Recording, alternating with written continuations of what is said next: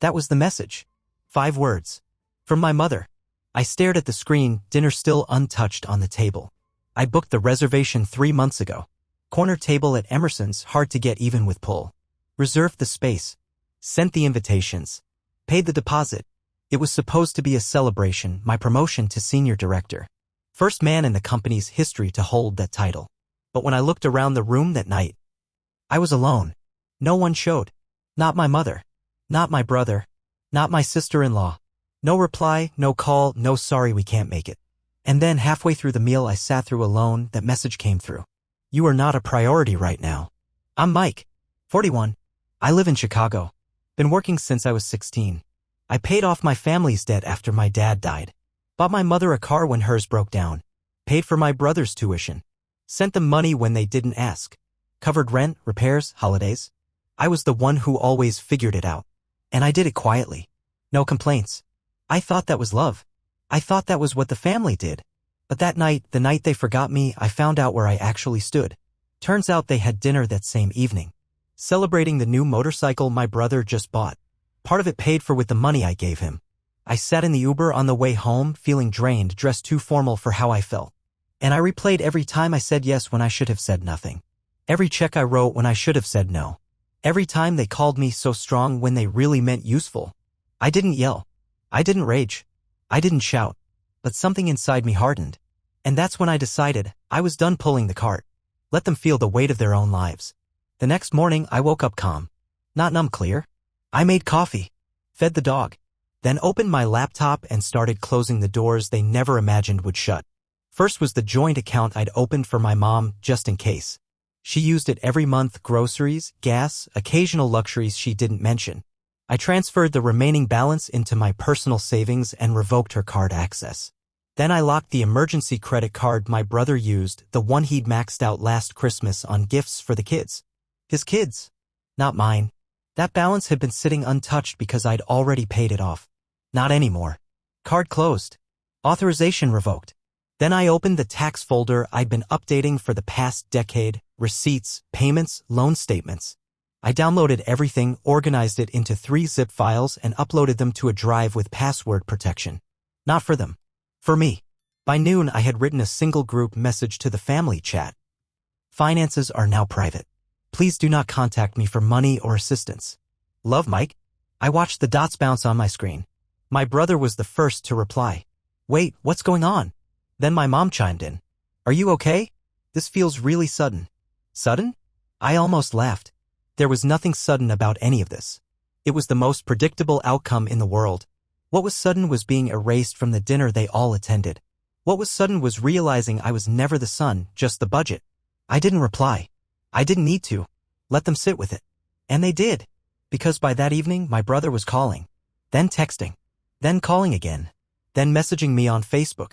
Mom says you're upset. She didn't mean it like that. You've always helped. You're the stable one. Exactly. And I was done. That's what surprised me most. No one said sorry. Not once. Not even a week we didn't realize or a half-hearted we should have come. Instead, what I got was attitude. Guilt trips. Manipulation wrapped in concern. My mom left a voicemail the next morning. Said she was worried about me. That I seemed off lately. The kind of language you use when someone's having a breakdown, not when they've finally stopped being exploited. You've always been the strong one, she said. It's not like you to act so cold. I stared at the screen. Cold? I covered your rent for 8 years. I paid the deductible when your roof caved in. I paid off Dad's funeral before the flowers even wilted. And you couldn't drive 20 minutes to celebrate the biggest moment of my career? But still, no apology.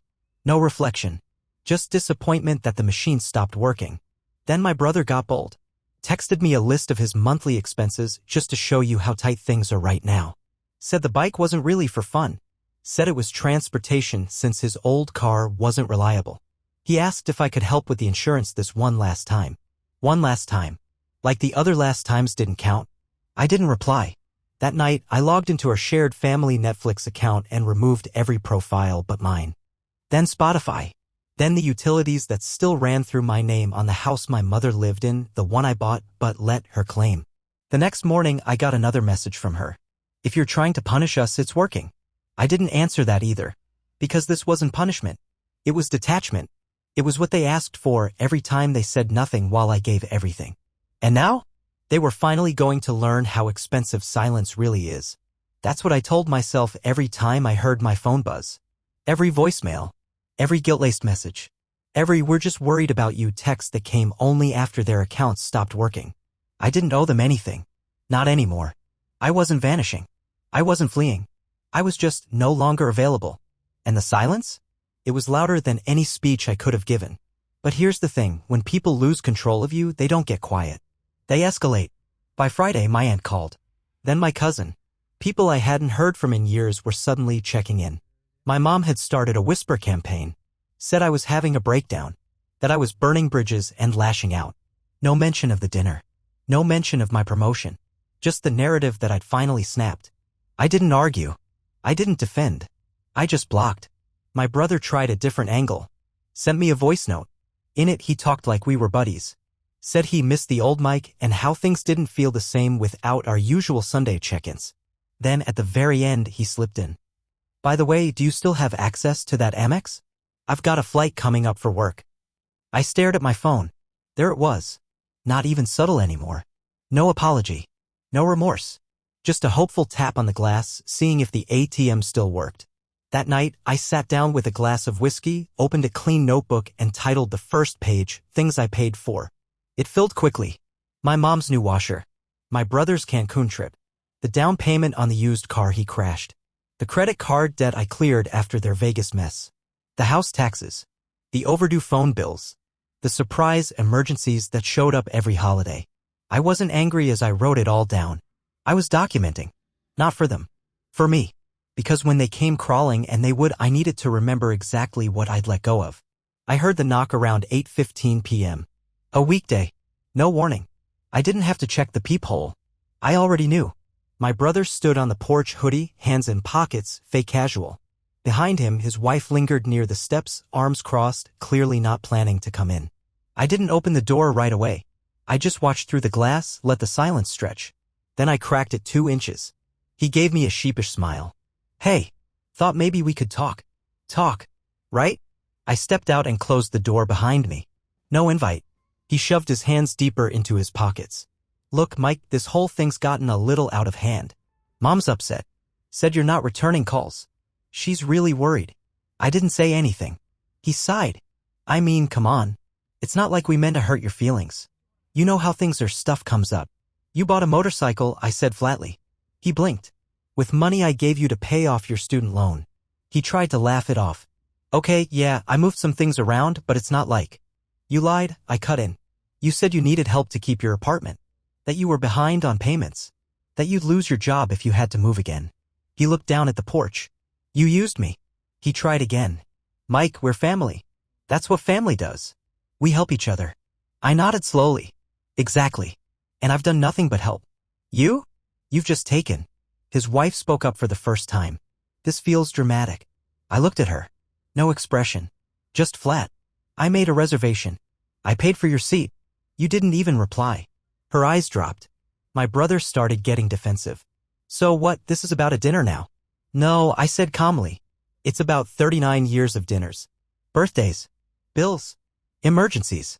You showed up for none of it unless it involved you. He took a step forward. So what now? You just cut us all off? Pretend we don't exist? I met his eyes. No. You do exist. Just not on my payroll. I turned, walked back inside, and closed the door. Locked it. And for the first time in my life, I didn't feel like the bad guy. I felt free. It didn't take long. 2 weeks after that doorstep ambush, my brother's wife posted a GoFundMe link on Facebook. Tough times, the caption read. Anything helps. It was for rent. The same rent I'd quietly covered for the past 14 months. A few people donated. Not many. No one asked why Mike, the dependable one, hadn't shared it. No one knew I'd already paid more than enough. The next day, my mom called my office. That was a new move. She must have Googled the company number. The receptionist forwarded it to my direct line. Hi, honey, she said. Her voice was soft. Too soft. I just haven't been sleeping. I hate that things feel so distant between us. I said nothing. She sighed. I know the dinner thing hurt you. I really do. But this distance, it's not healthy. Then she shifted. I'm not asking for anything. I just miss my son. But she was asking for something. She was asking for access again. For forgiveness without change. For me to pretend none of it happened. I kept my tone flat. Mom, do you know what my promotion dinner was about? She hesitated. Well, something at work, right? I waited. Nothing more came. She didn't know. She hadn't even bothered to look. I made history, I said. First man director at my firm. National announcement. Press coverage. You didn't ask. You didn't even care. That's not fair, she snapped suddenly. We had a lot going on. Your brother's bike got totaled. I hung up. 15 minutes later, a text buzzed through. You're being cruel. Cruel. For finally choosing myself. The next day, the utilities on my mother's house were switched into her name. That night, her power got cut. She called again. I didn't pick up. I was no longer their contingency plan. And they were finally starting to feel what life looked like without one. It always goes that way when the free ride ends. The group chat I had muted for years suddenly lit up with arguments. My brother accusing my mom of guilt-tripping Mike to death. My mom calling him ungrateful and a user. His wife chiming in, blaming them both for pushing me too far. I wasn't even responding anymore. Just watching. They still didn't understand that I wasn't coming back. I hadn't vanished. I just stopped performing. The irony? Now that I was silent, I'd never been louder. Meanwhile, cracks kept widening. My mom defaulted on her credit card, the one I used to quietly pay down every other month. The bank called her. Then called again. She started ignoring the calls. My brother? He lost the apartment. Turns out the GoFundMe money barely covered 1 month. And his boss? Not thrilled about the surprise sick days. He was put on probation. I knew all this not because they told me, but because I still had access to the old email alerts tied to the accounts I used to manage. Another habit born from years of damage control. And as I watched them flail, something became clear. They didn't just rely on my money. They relied on my stability. I was the one who calmed things. Who solved things. Who held the seams shut while they lived in chaos. Without me, they turned on each other. A message came in from my sister-in-law. It was short. You've made your point. I didn't reply. Because she was wrong. This wasn't a point I made. This was just the point they finally noticed. It came in the form of a voicemail. My mother's voice, weak and wavering, like she was trying to sound fragile. I had an episode today. Shortness of breath. Chest tightness. I might need to see someone, but insurance won't cover everything. Pause. I thought you should know. I listened to it twice. Not out of concern, but because I recognized the pattern. Emotional blackmail dressed in soft tones. The same tactic she used when she wanted me to take off work to drive her to the barber or to pay for a weekend getaway she suddenly needed for her mental health. Illness, real or imagined, had always been her favorite tool. It never came with a diagnosis. Just a performance. I didn't call back. Instead, I checked the hospital billing site I used to monitor on her behalf. No recent charges. No ER visits. No physician activity. She wasn't sick. She was desperate. Later that evening, I got another message, this time from her church friend, Cheryl. Hey Mike, just heard from your mom. She's really struggling. Emotionally, physically. I know things have been hard, but maybe check in. There it was. The next layer of manipulation. Enlist outsiders to shame me into return. Make it look like abandonment. I didn't bite. Instead, I did something else. I updated the legal access on all my accounts. Removed my mother as the secondary contact on my emergency file. Removed my brother as the backup for apartment maintenance calls. Cleared all lingering ties, phone plans, streaming, insurance, everything. Because it wasn't just about not paying anymore. It was about no longer being responsible for people who never treated me as human, only as function. That night, I slept better than I had in years. The desperation had turned into strategy now. Whispers reached me from old family friends. People I hadn't spoken to in months. Some called. Some messaged politely. Some hinted not so subtly. I don't know what's going on, Mike, but if you ever need to talk. They all used the same language, soft concern, veiled pity, that careful tone people use when they've already chosen a side but don't want to look cruel doing it. I knew where it was coming from. My mother had started planting a story that I was having a breakdown. That stress had changed me. That she was worried about how I'd been acting. She didn't tell them about the years I held everything together while she cried over her unpaid bills. She didn't mention the time I canceled my own trip because my brother's car broke down and I gave him the funds instead. No. She painted me as unstable because, for once, I was unmoved. And it worked for a few of them. Even my godfather reached out. Mike, man. Your mother says you're shutting everyone out. I told her it's probably just a phase. You've always been so reliable. Exactly. That was the problem. I was never allowed to be unavailable. Never allowed to have limits. The moment I created distance, they called it dysfunction. Because if I wasn't their lifeline, what was I? A threat. A man who no longer needed them, and worse, one they could no longer control. That weekend, I received an invitation to a family barbecue. Hosted at my aunt's house. One of the same people who had told me to be the bigger person. It included a handwritten note. Let's all move forward. Forward. Like nothing happened. Like I'd imagined the betrayal. Like silence could be scrubbed clean with grilled chicken and plastic chairs on a lawn. I didn't RSVP. And I didn't show. Because forward wasn't their word to offer anymore. It was mine. It was always the same pattern: ignore, dismiss, disrespect, then panic. The call came on a Tuesday. I was between meetings, sipping lukewarm coffee when my brother's name lit up my phone. I let it go to voicemail. His message? Mike, I need your help. The bank froze Mom's account. Something about unpaid overdrafts. She's freaking out. Can you just call me back, please? No, how are you? No, I'm sorry for what we did. Just straight to the point, we broke it, can you fix it? I deleted the message. 15 minutes later, another call. This time, my mom. I didn't answer. Then came the text. I can't even get my meds. Why are you doing this to me? To her. As if I hadn't spent over a decade doing everything for her. I sat in silence, staring at the screen. Then I typed a message and deleted it before hitting send. Because the truth is, I didn't need to justify anything. Not to her. Not to anyone. I'd given them more than most people give in a lifetime. And now? They were simply living without it. That's when the final blow came. A message from my cousin, the one who'd always played both sides. She'd heard from my mom. Heard about the financial collapse. About how I'd abandoned the family. But unlike the others, she didn't ask me what was wrong. She asked what took me so long. Mike, they always treated you like a backup plan. Good for you. I mean it. It hit me harder than I expected. Because she was right. They didn't call when I succeeded. They didn't show up when I made history. They only called when it broke. But I don't fix what I didn't break anymore. Thanksgiving came around. I didn't hear a word. No invite. No update. Not even the usual group message asking who's bringing what. I was erased, quietly, deliberately, like I'd never been at the head of that table every year since Dad died. They posted pictures, of course. My brother's wife uploaded a filtered shot of the half-burned turkey, captioned, "We made it work without Mike this year." The without Mike part wasn't subtle. Neither was the folding table, or the mismatched chairs, or the plastic cutlery in the middle of what used to be my mother's silver set, the one I had paid to restore after she'd let it tarnish in the garage for years. I stared at that photo for a long time. Not angry. Not hurt. Just done. They didn't miss me. They missed the order I brought. The food I prepped. The car I filled with groceries. The bills I covered quietly so everyone else could pretend they were generous. Without me? It all looked like what it really was, a group of people who relied on someone they never respected. And when that someone stepped away, the cracks became visible. A few days later, my brother texted me. It wasn't the same without you. I didn't reply. Because it wasn't meant to be the same. It was meant to reveal. That dinner didn't hurt me.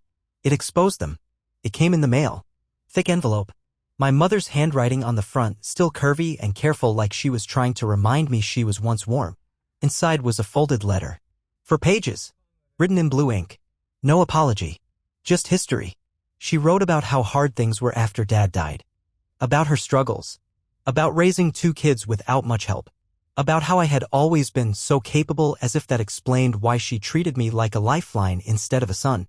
She mentioned my brother's anxious temperament. Said he was never good with pressure. Said I was just built different. The kind of flattery that hides a lifetime of imbalance. Then came the real point. She asked me to consider helping again. Not with money, of course. She knew better than to say it directly. She said she was reaching out in hope. That she missed her little boy. That she didn't recognize this version of me. I folded the letter and slid it back into the envelope. Then I opened my drawer, pulled out a copy of the checkbook I used to pay her mortgage, and laid it next to the letter. Line after line after line. Years of transactions. Years of my life. She wanted to remember her little boy? I remembered her too. She remembered bedtime stories. I remembered late-night transfers. She remembered birthdays. I remembered paying for her emergency dental surgery after she ignored the bill for 8 months. She wanted a version of me that never said no. That version no longer existed. And I didn't owe her a resurrection. It came from my brother, of course. He called twice. Then sent a message. Mom's revising her will. Just thought you'd want to be part of the conversation. There it was. The pivot. They tried guilt. They tried shame. Now they were trying bait. For years, I was their cash flow. Now that I wasn't, they dangled a future payout like I was stupid enough to bite. I called him back. Put me down for nothing, I said flatly. He paused. You don't want to at least talk about it? No. I already paid my part. While she was alive. Click. That was the last time we spoke. I sold the house. Not the apartment I lived in, the second property. The one I'd bought in my name but let my mother call hers. I'd kept quiet about the title. Paid off the loan. Paid the taxes. Let her play matriarch while I played silent benefactor. Not anymore. She called in a panic when the notice came. You can't just do that. I can, I said. I already did. But this is my home. No, Mom. It was my favor. She threatened legal action. I reminded her of the lease she signed 4 years ago. Month to month. No protection. Just kindness. That kindness was expired. 2 months later, the moving truck came. She didn't speak to me. Didn't look at me. Just packed her things and left. That house sold above asking in 6 days. 6 months passed. No calls. No fake emergencies. No dinner invites. They learned. Not all at once. But slowly. The message sank in. The Mike they knew, the one who paid and fixed and swallowed every slight, was gone. I live differently now. Smaller circle. Fewer names in my phone. My time is mine. And the people who get access to me now? They earned it.